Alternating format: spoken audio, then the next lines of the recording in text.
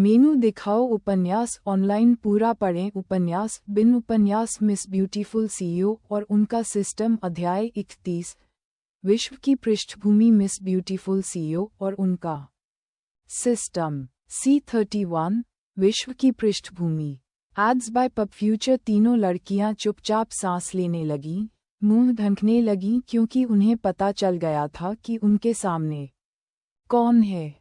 हालांकि उन्हें परिचित लग रहा था, लिंग किंग्यू का रूखा चेहरा बहुत ही सादा था। अधिकांश ने उसकी सुंदरता और स्वभाव पर ध्यान केंद्रित किया। तीनों लड़कियों को बिजनेस पत्रिका के कवर पर छपी कुख्यात सीईओ की तस्वीरों के साथ मुश्किल से ही कोई संबंध समझ में आया। हालांकि लिंग किंग्यू द्वारा उसके नाम की स्वीकारोक्ति ने कम से कम अविश्वास और झिझक भरी पूर्वधारणा को दूर कर दिया, क्योंकि वह स्वयं महत्वाकांक्षी युवा महिलाओं के बीच आदर्श थी। लिंग किंग्यू उनकी प्यारी प्रतिक्रियाओं पर मुस्कुराई और उसका दिल न्याय के लिए कर्तव्य से भर गया। इन युवा लड़कियों का एक शानदार पारिवारिक जीवन होना चाहिए और उन्हें अच्छे आदमी से शादी करनी चाहिए। उनकी विशेषज्ञता और वेतन के साथ उनका जीवन आरामदायक होना चाहिए। इसके बजाय सिर्फ इसलिए कि उन्होंने एक राक्षसी प्राणी का ध्यान आकर्षित किया, सब कुछ खत्म हो गया। सच है, सब कुछ खत्म होने के बाद वे अपना सामान्य जीवन जारी रख सकते थे, लेकिन निशान बने रहे। लिंग किंग्यू ने उनकी प्राथमिक योजना का विरोध इसलिए किया था ताकि दागों को कम से कम किया जा सके। समाज पुरुष और महिला दोनों के प्रति कठोर था, लेकिन जब यौन संबंधी हिंसा के मामलों की बात आए, भले ही महिलाएं पीड़ित थीं, फिर भी कुछ लोग थे जो सोचते थे कि महिलाएं ही दोषी हैं। अब हर किसी की नज़रें उन पर एक जैसी नहीं रहेंगी। जनता का पूर्वाग्रह इन बेचारी लड़कियों के लिए सबसे बुरा साबित हो सकता है। इससे पहले कि सब कुछ ठीक हो जाए, उसने उनका साथ देने का फैसला किया। लड़कियां एक दूसरे से फुसफुसा रही थीं और लिंग किंग्यू सुन नहीं पा रहा था कि वे क्या कह रही हैं। उनकी बातचीत के लहजे से लिंग किंग्यू को उनकी उत्तेजना का एहसास हुआ, क्योंकि उसने देखा कि उनकी आंखें अधिक चमकदार लग रही थीं। जिस डॉक्टर पर उसे भरोसा था, उसके आने का इंतजार करते हुए लिंग किंग्यू ने फिर से खिड़की से बाहर देखा। उसने अन्य महिला डॉक्टरों के बजाय मो यूंगशी को बुलाने का कारण गोपनीयता का मुद्दा था। मो यूंगशी वह पहली व्यक्ति थी जिसके साथ उसका इस दुनिया में संपर्क हुआ था, और उसके पिछले जीवन के अनुभव और वर्तमान स्मृति ने लिंग किंग्यू को बताया कि वह भरोसेमंद थी। लिंग किंग्यू को इन तीनों लड़कियों के बारे में बताने और उन्हें डॉक्टर मो की देखरेख में रखने में कोई परेशानी नहीं थी। उसे विश्वास था कि मो यूंगशी के सहयोग से वह इन सभी घटनाओं को सुलझा सकती है। एड्स बाय पब फ्यूचर उसे कतई यकीन नहीं था कि डॉक्टर मो उसके कार्य से सहमत होंगे। अब उसे अपनी स्मृति सम्मेलन से जो कुछ भी पता चला था, उसके बारे में सभी विचार याद आ गए। जैसा कि सिस्टम ने पहले ही बता दिया था, वह उसी दुनिया में नहीं थी। इसलिए लिंग किंग्यू ने तुरंत सोचा कि चूंकि वातावरण पृथ्वी की पृष्ठभूमि के समान था, इसलिए तकनीक भी अलग नहीं थी और वह संभवतः एक समानांतर दुनिया में थी। उसकी पिछली दुनिया में कई वैज्ञानिकों ने समानांतर दुनिया के अस्तित्व को साबित करने के लिए कई समीकरण और प्रयोग लागू किए थे। अब लिंग किंग्यू यह उनके शब्दों के कारण कह सकता था। हालांकि वह जिस दुनिया में रह रही थी, वह उसके लिए एक समानांतर दुनिया से कहीं अधिक थी, क्योंकि उसके पिछले जीवन की कोई भी चीज़ यहाँ से मेल नहीं खाती थी।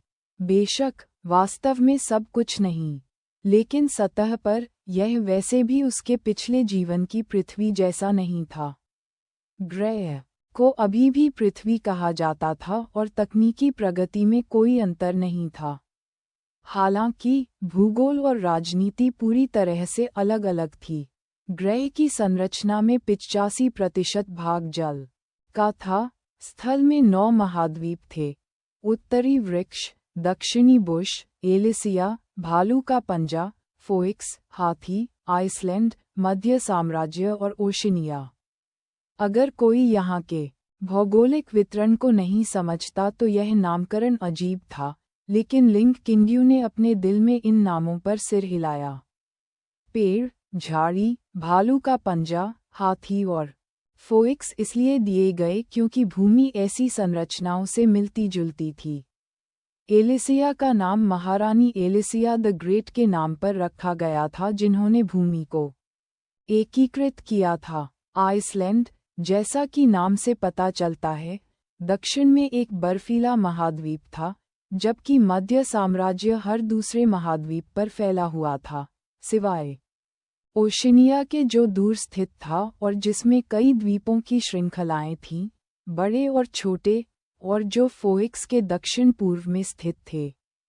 स्मृति के अनुसार उत्तरी वृक्ष, दक्षिणी बुश, एलिसिया, भालू का पंजा, फोइक्स, हाथी, आइसलैंड, मध्य साम्राज्य और ओशिनिया उसकी पुरानी दुनिया का प्रतिनिधित्व करते हैं। क्रमशः उत्तरी अमेरिका, दक्षिण अमेरिका, यूरोप, रूस, मध्य एशिया, अफ्रीका, अंटार्कटिका, मध्य पूर्व और द्वीप देश। यहाँ कई आम लोगों की शब्दावली में उन्होंने प्रारंभिक अक्षरों को लेकर केवल महाद्वीप एम या महाद्वीप एस जैसे रूप को छोटा कर दिया। एड्स बाय पब फ्यूचर लिंग किंग्यू को ये कहते हुए आश्चर्य हुआ कि ये महाद्वीप कभी एक दूसरे से जुड़े नहीं थे। सबसे नज़दीकी महाद्वीप में पानी ही ज़मीन को अलग करता था। उसने पहले से ही कल्पना कर ली थी कि महाद्वीप के अंदर का हर देश समुद्री यात्रा और अन्वेषण के विकास तक दूर दूर तक अलग थलग था। हालांकि पिछले जन्म के दृष्टिकोण से नक्शा अजीब लग रहा था, लेकिन उसे ये स्वीकार करना होगा कि भूमि के आरेख अधिक सुंदर थे। हालांकि जो बात उसे हैरान कर रही थी वह थी इस ग्रह पर राजनीतिक स्थिति। प्राचीन इतिहास भी कुछ ऐसा ही था, लेकिन अजीब बात यह है कि 7वीं शताब्दी में लोग दुनिया भर में क्रांति की चिंगारी जलाते हुए दिखाई दिए।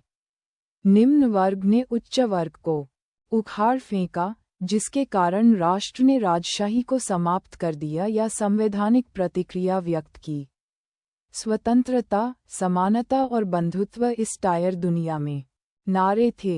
एक के बाद एक गणतंत्र और संवैधानिक राजतंत्र उभरे। लोकतंत्र कायम रहा। शांति तो निश्चित थी, है ना? नहीं, मनुष्य कभी भी अपने लालच को नहीं मिटा सकता। राष्ट्रों के बीच युद्ध छिड़ गया और 0वीं शताब्दी में लिंग किंग्यू के पिछले जीवन की तरह ही 2 विश्व युद्ध छिड़ गए। इसका कारण मध्य साम्राज्य में उपलब्ध कच्चे तेल की खोज थी। पहले तो किसी को इसकी परवाह नहीं थी, जब तक कि किसी ने ऐसी तकनीक का आविष्कार नहीं किया जो दुनिया को बदल सकती थी और जिसके लिए इन तेल संसाधनों की आवश्यकता थी। लोगों ने शुरू में व्यापार किया, लेकिन राजनीतिक लाभ ने अन्य महाद्वीपों को नुकसान पहुंचाना शुरू कर दिया, जिससे राष्ट्रों की स्थिति पूरी तरह बदल गई। मध्य साम्राज्य के राष्ट्र फले फूले और उनका प्रभाव बढ़ा। एट नोवेल बनैट कमजोर देशों को यथास्थिति से कोई परेशानी नहीं थी, लेकिन मजबूत देशों को ये बदलाव पसंद नहीं आया और उन्होंने इस मुद्दे को सुलझाने के लिए युद्ध का रास्ता चुना। मध्य साम्राज्य के देशों को अधीन करने के तुरंत बाद राष्ट्र एक समझौते पर नहीं पहुंच सके। बड़े देश एक दूसरे से लड़ने लगे और ये द्वितीय विश्व युद्ध बन गया। अंत में इस आपदा ने सभी को चौंका दिया, क्योंकि बहुत अधिक संख्या में लोग हताहत हुए। युद्ध को रोकना चाहिए और हर सरकार ने एक नई व्यवस्था बनाई जिसे विश्व सरकार कहा गया।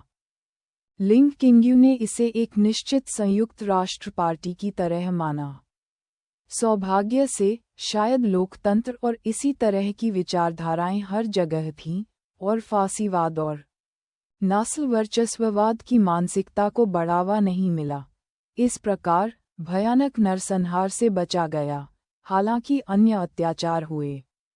हर जगह युद्धों की भयावहता ने हर इंसान को फिर से होने वाली घटनाओं की याद दिला दी। विश्व सरकार की अच्छी मंशा के बावजूद मुद्दे सुलझने लायक नहीं थे। कभी कभी देशों के बीच छोटी मोटी सीमा लड़ाइयाँ और युद्ध होते रहते थे, लेकिन यह असंभव था कि वे बड़े युद्धों को रोक पाते। सबसे बड़ा और सबसे हिंसक युद्ध मध्य साम्राज्य महाद्वीप में हुआ था, क्योंकि इस संघर्ष में कई पक्ष शामिल थे। कोई भी महाशक्ति नहीं चाहती थी कि इस महाद्वीप में शांति हो ताकि तेल संसाधनों पर एकाधिकार न हो। एक दूसरे के खिलाफ अलग होना यहाँ बड़ी शक्तियों का खेल था। लिंग किंग्यू ने इस जानकारी को याद करते हुए अपना माथा रगड़ा। समान लेकिन बहुत विपरीत। फोएक्स महाद्वीप में देश आई, सी, ह और के शामिल थे, और लिंग किंग्यू देश सी में रहता था, जो सबसे बड़ा क्षेत्र नियंत्रित करने वाला देश था। वह कम से कम इस बात से खुश थी कि जिस देश से वह जुड़ी है वह अन्य देशों से अधिक मजबूत है। एक दस्तक से उसे होश आया। जैसे ही उसने अपना सिर आवाज की ओर घुमाया, डॉक्टर मदर ने मुस्कुराते हुए कहा, मैंने सुना है कि तुम्हें मेरी मदद की ज़रूरत है। यह क्या है? Ads by pub future. उपन्यास बिन लाइट नॉवेल, वेब नॉवेल, कोरियाई उपन्यास और चीनी उपन्यास ऑनलाइन मुफ्त में पढ़ें। आप सैकड़ों अंग्रेजी अनुवादित लाइट नॉवेल, वेब नॉवेल, कोरियाई उपन्यास और चीनी उपन्यास पा सकते हैं, जिन्हें दैनिक रूप से अपडेट किया जाता है। उपन्यास ऑनलाइन पढ़ें, लाइट नॉवेल ऑनलाइन पढ़ें, ऑनलाइन मुफ्त पढ़ें, मुफ्त लाइट नॉवेल ऑनलाइन। संपर्क टॉस साइट मैप